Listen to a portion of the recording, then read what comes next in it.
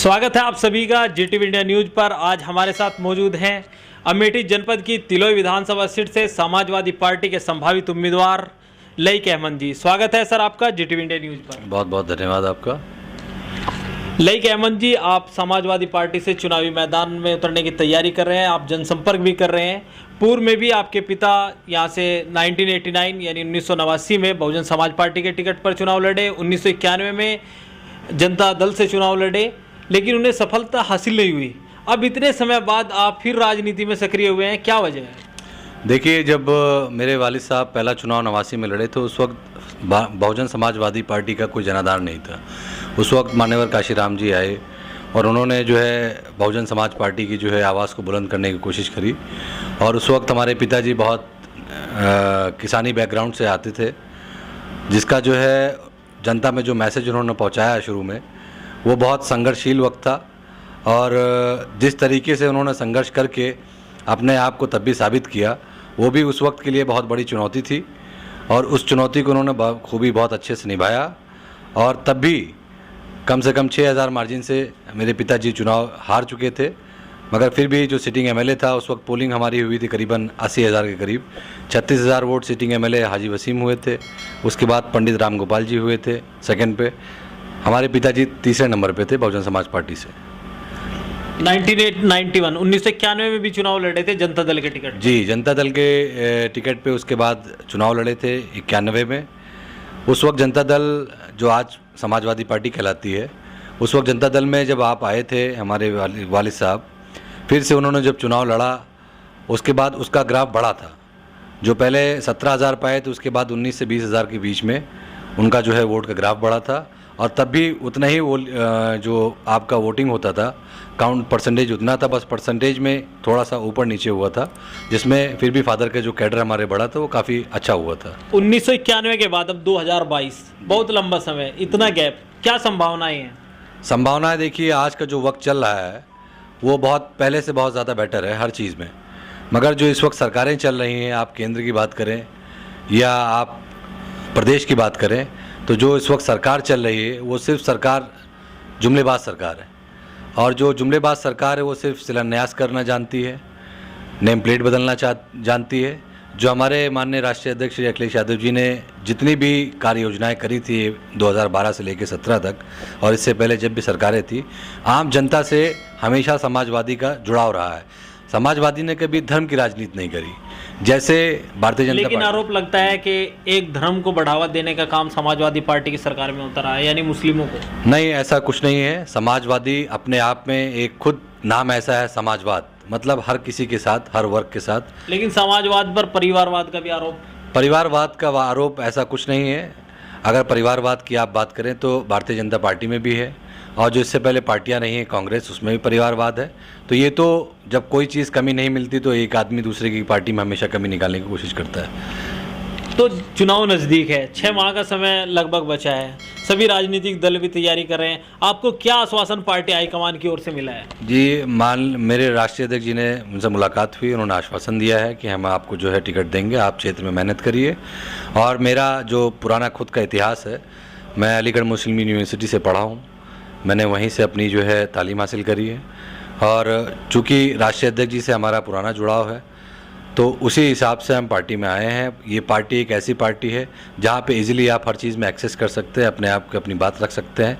राष्ट्रीय अध्यक्ष जी हमारे सिर्फ जहाज़ों में नहीं उड़ते हैं, वो ज़मीन पे भी रहते हैं, धरातल पे भी रहते हैं, आम जनता के बीच में रहते हैं। लेकिन ट्विटर की सियासत करने का आरोप भी समाजवादी पार्टी के राष्ट्रीय अध्यक्ष अखिलेश यादव पर लगता रहता है। जी, जहाँ तक ट्विटर की बात है, ट्विटर तो एक माध्यम है अपनी बात को रखने का। ट्विटर कौन नहीं करता आज के वक्त में? हमारे पीएम साहब से लेके आप योगी जी को देख लीजिए। लेकिन कहा जाता है कि समाजवादी पार्टी के जो संरक्षक है मुलायम सिंह यादव, उनके नेतृत्व में जब समाजवादी पार्टी विपक्ष में होती थी तो संघर्ष सड़कों पर करती थी, और समाजवादी पार्टी के जो मौजूदा राष्ट्रीय अध्यक्ष हैं अखिलेश यादव, उनके नेतृत्व में जो समाजवादी पार्टी है वो केवल ट्विटर पर संघर्ष करती है, ऐसा विपक्ष के द्वारा कहा जाता है। नहीं, विपक्ष के द्वारा अगर कहा जाता है तो अभी हम लोग साइकिल रैली निकाली, जितने भी शिक्षा से लेके सब लोगों की बेरोजगारी की बात हुई, हमने हमारे समाजवादी के जितने कार्यकर्ता हैं, मैं भी खुद कार्यकर्ता हूं, हमने सब सड़कों पे बात रखी, अपने एरिया के डीएम एसडीएम सबको ज्ञापन दिया। कहाँ पे नहीं दिया? आप मीडिया इस वक्त ऐसी हो रही है, बुरा मत मानिएगा, मीडिया एक ऐसी चीज़ हो गई है माध्यम जिसको लोग आजकल कम देखना पसंद करते हैं, क्योंकि कुछ ऐसे चैनल्स हैं जिनको जो है सिर्फ वो एक गोदी मीडिया के नाम से जानी जाती हैं, तो जो असलियत है उसको दिखाया नहीं जाता है। ये सिर्फ और सिर्फ भ्रम फैलाया जा रहा है कि जो है ट्विटर की राजनीति हो रही है, ज़मीन पे नहीं है। ज़मीन पे हर जगह है। मान लीजिए जितने भी मुद्दे होते हैं, हमारे समाजवादी संघर्षशील पार्टी है, और जो जितने भी हमारे कार्यकर्ता हैं वो लाठियों से, गोलियों से, पुलिस की प्रताड़ना से, उससे कोई डरता नहीं है। हर कोई संघर्ष करता है। वो बात अलग है कि उस चीज़ को मीडिया के सामने नहीं लाया जाता है। क्यों?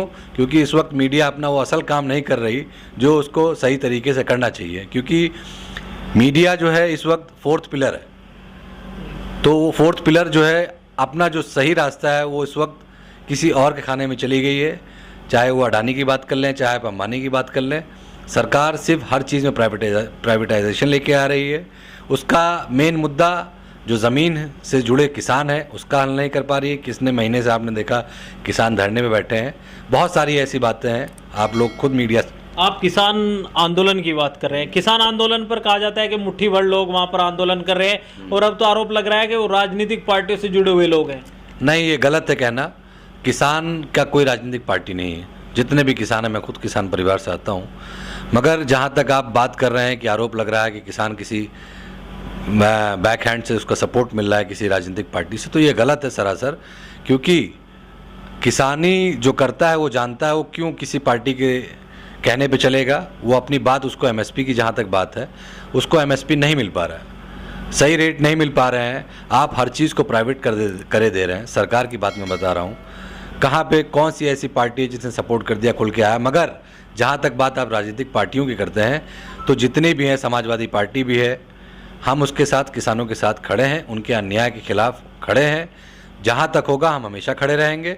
किसान भाई जो हमारा है, उसके दुख दर्द को अगर हम लोग नहीं समझेंगे तो कौन समझेगा। अब क्षेत्रीय मुद्दों पर हम आपसे थोड़ी चाहेंगे।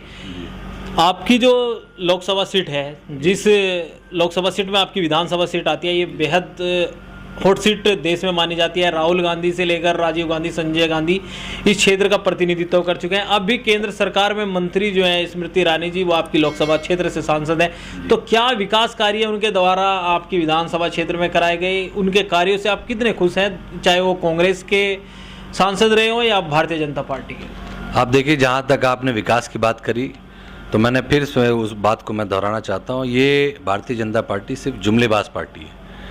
अभी थोड़े दिन पहले आपने एक वीडियो देखा होगा अमित शाह जी का। किसी एंकर ने उनसे पूछा था कि जो है वो 15 लाख का जो आपने वादा किया था, दावा किया था कि जो है जनधन योजना हम खोलेंगे, उसमें पैसे डालेंगे, क्या? तो उनका सीधा स्ट्रेट फॉरवर्ड स्टेटमेंट था कि जुमला था वो। तो जहाँ तक मैं बात करूँ अपने संसदीय क्षेत्र की, यहाँ पे इससे पहले कांग्रेस थी। कांग्रेस को करारा हार मिला, वो सही है। ईरानी जी जब से आई, सेम पैटर्न अभी भी चल रहा है। साल में आपका एक विजिट होने से कोई कार्य नहीं होगा। राहुल गांधी जी इससे पहले थे, उन्होंने ये जहाँ तक हो गया, आरटीआई में डाला गया, पता लगा कि जितना बजट का पैसा आया वो सारा पैसा जूं का तूं वापस हो गया, कहीं कार्य नहीं हुआ। आप तिलवे विधानसभा घूमिए, देखिए अपने हिसाब से जाके। आज भी यहाँ पे जो है गड्ढों में रोड है, रोड में गड्ढे नहीं है। क्षेत्र की प्रमुख समस्या क्या मानते हैं आप, और अगर जनता आपको मौका देती है, 2022 का चुनाव नज़दीक है, तो आप क्या समस्या है जिनका आप प्राथमिकता से निराकरण कराएंगे? देखिए, सबसे प्रमुख समस्या इंफ्रास्ट्रक्चर की जहाँ तक मैं बात करूँ, इंफ्रास्ट्रक्चर में सारी चीज़ें आ जाती हैं। रोड से लेके स्कूल, कॉलेजेस, सारी चीज़ें हैं। यहाँ पे ना तो रोड है, ना तो कोई बेहतरीन मेडिकल कॉलेज है, ना तो कोई इंजीनियरिंग कॉलेज है, ना तो कोई IAS एकेडमी है। क्योंकि मैं एक एजुकेशन बैकग्राउंड से आता हूँ, तो उस चीज़ की कमी है। अगर यहाँ पे ये सारी चीज़ें होती, अगर कांग्रेस के ज़माने में भी होती, 80 से लेके आज के दशक तक आप बात करें, तो शायद मैं बाहर ना जाता पढ़ने के लिए। क्यों? क्योंकि वो फैसिलिटीज़ यहाँ पे हैं ही नहीं। मेरे कई दोस्त अहबाब बाहर हैं, वो सोचते हैं कि अमेठी का उनके दिमाग में एक पिक्चर है कि बहुत बेहतरीन है। मगर मैं आपको बता दूं, जैसे माननीय हमारे मुलायम सिंह जी, उन्होंने सैफई से उठ के आए, एक नॉर्मल सा शिक्षक, उन्होंने संघर्ष करते हुए चीज़ों को आगे बढ़ाया। आज सैफई में सैफई महोत्सव होता है, वहाँ लायन सफारी है। क्या अगर कांग्रेस पार्टी चाहती तो क्या यहाँ पे ऐसा विकास नहीं कर सकती थी? मगर उन्होंने नहीं किया। क्यों? क्योंकि यहाँ की भोली भाली जनता को उन्होंने ठगने का काम किया, और वही ठगने का काम हमारे जो है मौजूदा जो सांसद हैं स्मृति ईरानी जी, वही सेम चीज़ पे वो कर रही हैं। क्यों? जनता अगर आपको मौका देती है तो आपको उस चीज़ को करना है, ये क्योंकि आपको सेलेक्ट ही उसी चीज़ के लिए किया गया है कि आपको जनता के बीच में रह के उनका काम करना है। मगर ना, ये काम नहीं हो पा रहा है। आप जाती हैं, अमेठी आती हैं घूमने के लिए, किसी लस्सी वाले की दुकान पे जाके सिर्फ एक सवाल कर लेते हैं क्या कि हाँ कभी मेरे अलावा कोई लस्सी पीने आया। इन सब चीज़ों के बीच से इससे कुछ हल होने वाला नहीं है। आपने जो वादा किया है, जो आपका संकल्प पत्र था, उस संकल्प पत्र की बात करिए आप, ना कि आप धर्म की बात करिए। धर्म की राजनीति बहुत कर चुके हैं, अब जनता विकास चाहती है। आपकी विधानसभा सीट से भारतीय जनता पार्टी के विधायक हैं, चौथी बार वह आपकी विधानसभा क्षेत्र का प्रतिनिधित्व कर रहे हैं।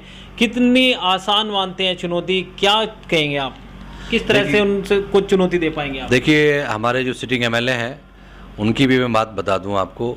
आप बता रहे हैं चौथी बार विधायक हैं वो, ठीक है, विधायक हैं, जनता ने उनको चुना, मगर विकास उन्होंने भी कोई विकास नहीं किया। जनता एक जब चीज़ समझ लेती है कि विकास नहीं, तो हमारे देश की एक सबसे, आप उसको कह लें कि बुराई, अच्छाई तो नहीं कह सकते उसको, एक गुलामी में जीने की एक आदत सी हो गई है। जब तक बदलाव नहीं होगा, जब तक किसी चीज़ का कोई विकल्प नहीं है। अब बदलाव किस तरीके का होगा? बदलाव ये है कि जब तक ये जो इस वक्त रेजिम चल रहा है उनका, जब तक इनको नहीं हटाया जाएगा, जब तक उसका बदलाव में आप किसी चीज़ की कोई उम्मीद न करें, क्योंकि जहाँ वो खुद रहते हैं वहाँ की रोडें तक ठीक नहीं है। अब इससे ज़्यादा आप समझ सकते हैं कि हमारे तिलोई विधानसभा में कितना विकास हुआ है। 2022 के विधानसभा चुनाव को लेकर समाजवादी पार्टी की, आपकी पार्टी के जो राष्ट्रीय अध्यक्ष हैं अखिलेश यादव जी, वो दावा कर रहे हैं कि 400 सीट समाजवादी पार्टी जीतेगी। तो ये बेहद एक हास्यास्पद सा लगता है, आप क्या कहेंगे? नहीं, ये हंसने वाली बात नहीं है। अब जहाँ तक उन्होंने दावा किया है 400 का, अगर उन्होंने कहा है तो लेके आएंगे, हम लोग मेहनत करेंगे। बूथ कमेटी अपनी स्ट्रांग कर रहे हैं, सारी चीज़ों पर फोकस कर रहे हैं, जनता के बीच जा रहे हैं। जनता इस चीज़ को रियलाइज़ कर चुकी है ऑलरेडी कि हम लोगों को ठगने का काम किया गया है। भारतीय जनता पार्टी जो धर्म की राजनीति करती है अब नहीं कर पाएगी, क्योंकि उसके पास कोई विकल्प बचा नहीं है। राम मंदिर बनना था, वो बन चुका, ठीक। आपको जो है तोड़ने का काम, आपको जितना करना था आपने तोड़ने का काम खूब किया, और इतना जहर घोला है अपने लोगों के दिमाग में, वो चीज़ अब लोग समझ चुके हैं। क्यों? क्योंकि at the end of the day उसको चाहिए क्या? उसको चाहिए रोटी, कपड़ा और मकान।